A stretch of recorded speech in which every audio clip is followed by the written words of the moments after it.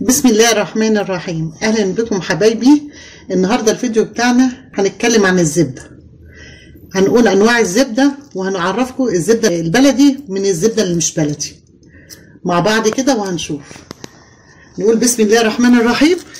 دلوقتي دي زبده البلدي الفلاحي. نعرفها ازاي؟ نلاقي لونها البياض بتاعها مخضر شويه، مش بيضه قوي. البياض بتاعها نلاقيه مخضر شويه. وبعدين واحنا بنشتريها نعرفها ازاي؟ ناخد منها حته كده بالشكل ده كده وندعكها، نمسك الحته كده وندعكها في ايدينا كده بالطريقه دي كده. لو لقيناها عملت زي سمنه كده في ايدينا تعرفوا ان هي دي ايه؟ مغشوشه. لو معلمتش في ايدينا تبقى مش مغشوشه. وناخد برضو حته ندوقها. لو لقيناها دهمت في بقنا، يعني احنا واحنا بنشتري ناخد حته صغيره كده وندوقها، لقيناها دهنت في بقنا نعرف ان دي مغشوشه، ما نجيبهاش.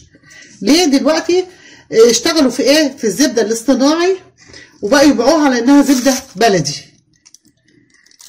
دي حاجتين في الايه؟ في الزبده البلدي اللي نعرفها، ان احنا نمسكها نفركها في ايدينا، لو ما علمتش في ايدينا تبقى دي زبده نظيفه. ناخد حته صغيره كده في بقنا كده وناكلها، لقيناها دهنت في بقنا برضو واحنا بناكلها، طبعا هنعرفها اول ما تتحط في بقنا كده والدهن نعرف ان دي مش صافيه، داخل لها حاجه تانية. طبعا الزبده لما بيجوا يغشوها بيغشوها ازاي؟ بيدخلوا لها ايه؟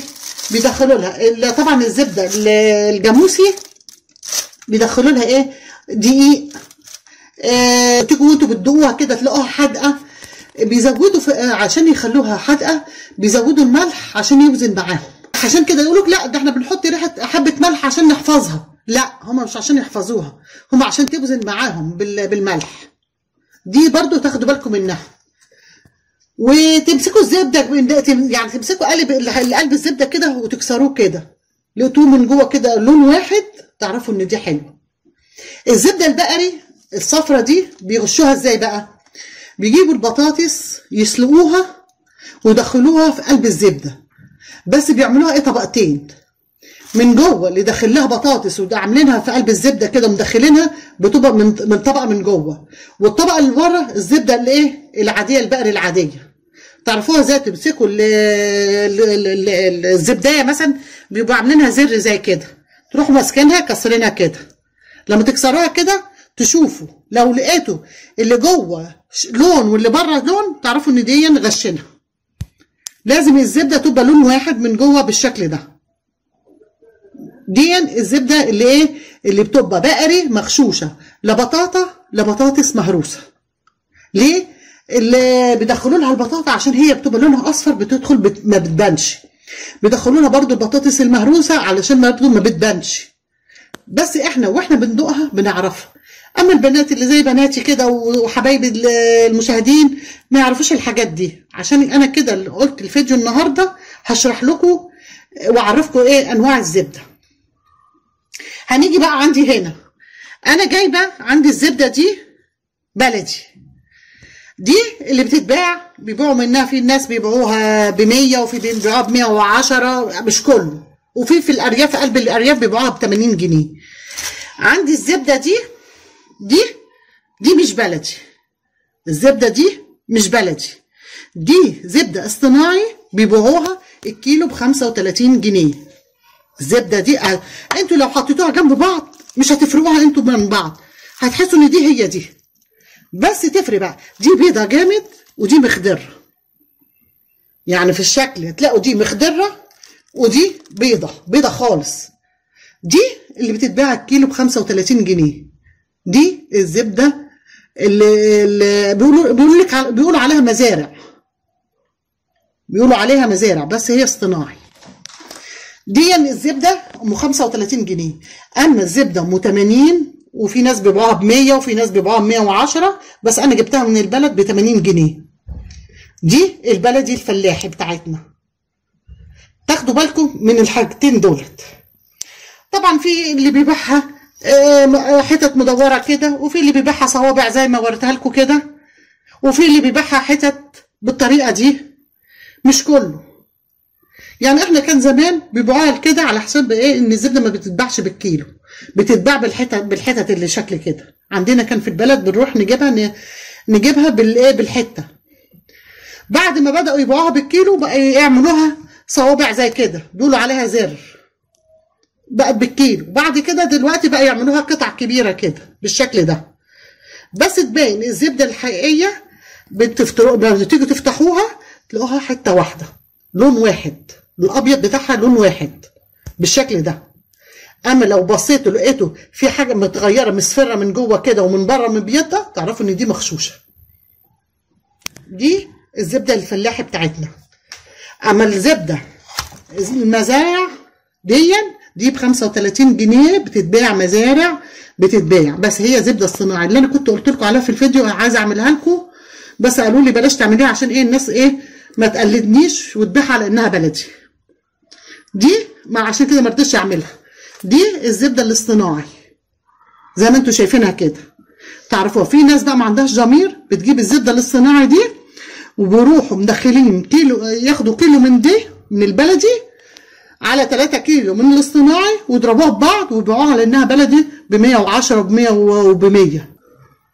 اما اللي عندهم ضمير بقى وعارفين ربنا بيبيعوا الزبده الفلاحي اللي احنا بنجيبها. انا صراحه بخاف اجيبها من اي حد، لازم اروح اجيبها من البلد، من عند اهالينا في البلد، لانها هم التجار بره خلي بالكم بغصب عنهم. هم التجار ما لهمش دعوه بالغش، لان هم بيروحوا يشتروها، يعني بيروحوا ايه يشتروها من قلب البياعين في الفلاحين ومن هنا ومن هنا.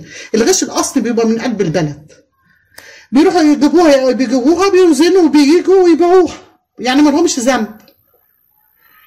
عشان كده قلت ايه لازم اعرفكم عنها، عن الزبده الفلاحي والزبده الاصطناعي اللي ايه تقليد البلدي بالشكل ده يا حبايبي.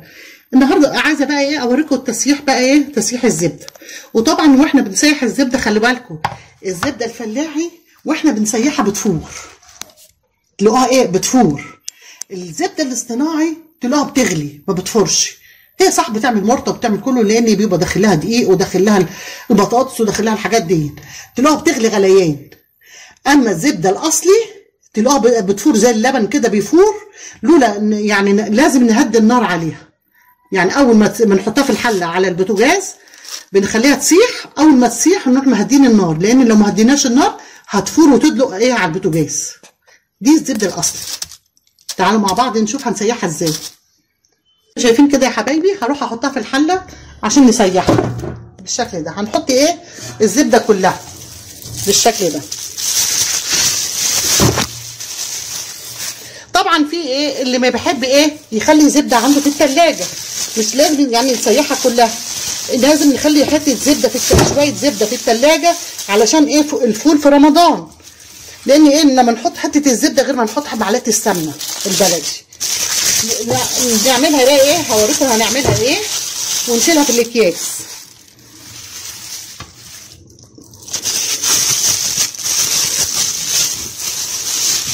بالشكل ده يا حبايبي، وهنروح مولعين عليها. اول ما تسيح هنروح مهدين النار عشان ايه ما تفورش معانا، وهوريها لكم واحنا بنسيحها هتبقى ازاي. تعالوا بقى هنا نعمل ايه بقى. طبعا هناخد بقى من الزبده البلدي بقى، مش هناخد الاصطناعي، هناخد من الزبده البلدي اللي زي كده. ممكن نشيلها صوابع زي كده، وممكن نعملها حتت مدوره زي كده، ونعبيها في اكياس ونحطها في التلاجة في الفريزر. نيجي واحنا بنعمل في الفول في السحور نروح مطلعين حته الزبده كده اهو في قلب ايه طبق الفول، بتدي له طعم وبيبقى طعمه جميل قوي بالزبده، احلى من السمنه. يعني لو ما تقطعوا الزبده حتت صغننه كده وتشيلوها في الاكياس في كل حته في قلب كيس صغنن كده وتشيلوها في الفريزر. ودي هنا احنا ايه بنسيحها بالشكل ده بقى. اول ما هتسيح هبوريكم هنعمل فيها ايه. زي ما انتم شايفين يا حبايبي، طبعا انا كنت حطيتها في حله كبيره علشان لما تفور ما تدلوش على البوتاجاز. هي فرت وايه رحت موطيه عليها البوتاجاز لما هديت زي ما انتم شايفينها كده اهي، بطلع الفوران بتاعها شايفين بالشكل ده.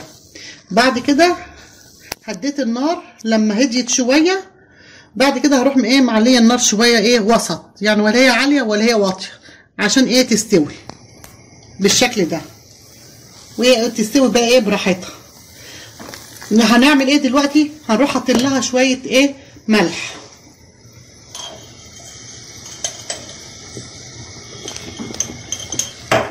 هنحط لها ايه معلقه ملح زي ما انتم شايفين كده، بس مش مليانه قوي كده.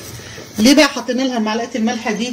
الملح دون ايه بيحفظ السمنه، لو فضلت بره ما تبصش، يعني حبه الملح دي اللي حافظ السمنه بالشكل ده. هدنينا لغايه ما نبص نلاقي الرغاوي البيضه دي راحت خالص، نلاقي السمنه ايه صفيت كده وايه والرغاوي دي راحت خالص، نعرف ان ايه السمنه ايه دخلت في السوا. وما نسيبهاش لما تحمر، لا، عشان ايه ما تستويش قوي وتبقى ايه اتحمرت قوي، لا. هوريها لكم برده لما تخش في السوا، هوريها لكم بعد ما تخش في السوا هوريكم هنعمل ايه. زي ما انتم شايفين يا حبايبي، بعد ما سيحناها بالشكل ده، اول ما نلاقي المرته بتاعتها نزلت في ارضيه الحله نعرف انها استوت، وما نستناش لما تغمق، ننزلها بالشكل اللي انتم شايفينه دون بالمنظر ده كده، تبقى لونها كده. اما لو سيبناها لغايه سيبناها على النار زياده عن كده هتبقى ايه اتحرقت مننا وتبقى مش حلوه. دي كده سمنتها تبقى بيضه وحلوه وجميله بالشكل دوت. هنفضيها في البرطمان زي ما انتم شايفين يا حبايبي كده، نروح فضينها في البرطمان كده، وطبعا نحط طبق على البرطمان عشان ايه لو سمنه ايه طلعت منها بالشكل ده كده.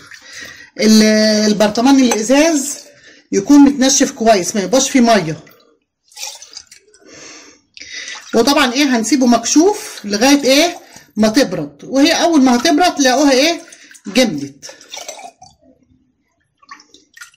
وطبعا لما تبرد هوريها لكم بعد ما تجمد كده، وهوريها لكم شكلها ايه في الاخر. ده بقى ايه تفضل بره بقى، مش شرط تتحط في التلاجة، بتتحط في البرطمانات زي كده وتشال بره. اما لو عايزينها بقى تعملوها اكياس صغيره كده وتحطوها في التلاجة ما يجراش حاجه، اكياس صغيره بعد ما السمنه تبرد نعبيها في اكياس صغيره ونشيلها في الفريزر، الكيس على قد الايه الطبخه بالشكل دوت. وبعد ما تبرد هوريكم شكلها. زي ما انتم شايفين يا حبايبي، بعد ما السمنه جمدت في قلب البرطمان اهي، طبعا انا وريتها لكم سيحت ازاي وعملناها ايه خطوه خطوه، وعرفت لكم الزبده المغشوشه ازاي نعرفها. طبعا لازم ندوقها، لما ندوقها قبل ما نشتريها هنبين الزبده الاصلي من اللي مش اصلي. الزبده اللي مش اصلي دي تلاقيها مدهنه كده في بقكم، والاصلي تحسوا انها ايه خفيفه ما فيهاش اي تدهين. وزي ما انتم شايفين اهي يا حبايبي اهي، بسم الله الرحمن الرحيم.